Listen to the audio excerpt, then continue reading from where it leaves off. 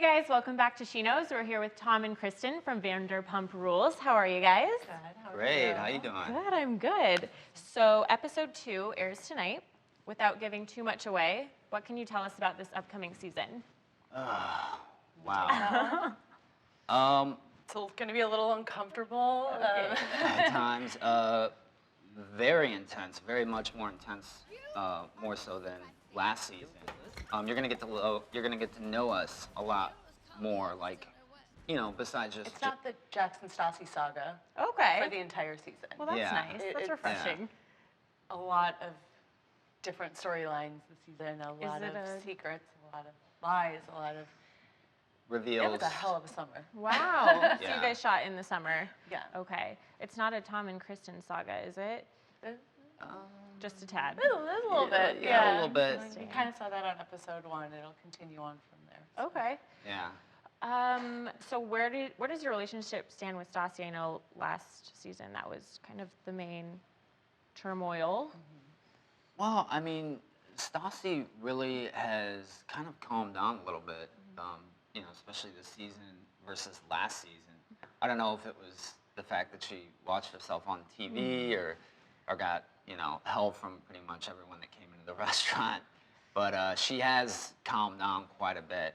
You still see a little bit of that. Spicy Stassi. Yeah, in the come mouth. out. Yeah. For sure, but not on the same. And to be fair, I mean, she went through a lot last summer, which would make sense why she was, you know, Right. the way that she was, and so Most yeah, definitely. she's calmed down a bit. Okay.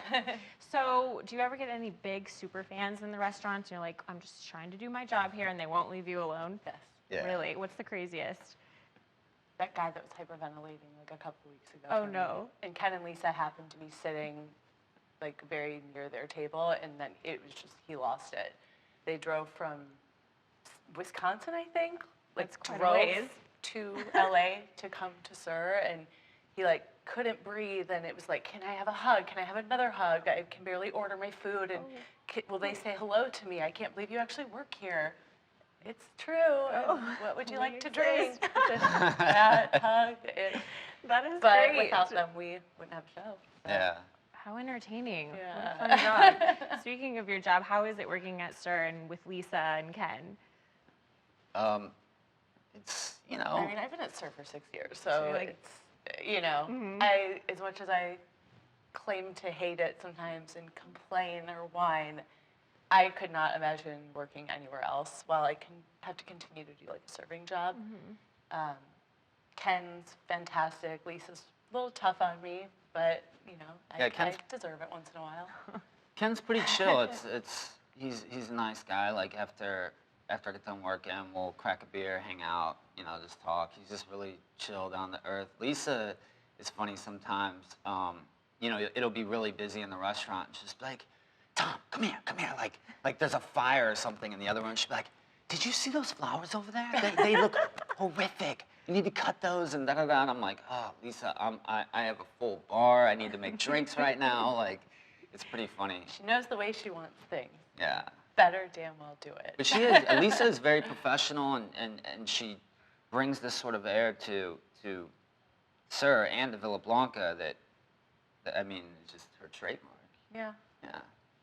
Well, it's a well-liked restaurant. I've personally ate there and enjoyed myself. It's so. fun. Yeah, You know. very cool. How has that affected your guys' relationship? You've been a couple for 5 years. Now you have the show. Where do you guys stand? How is that going?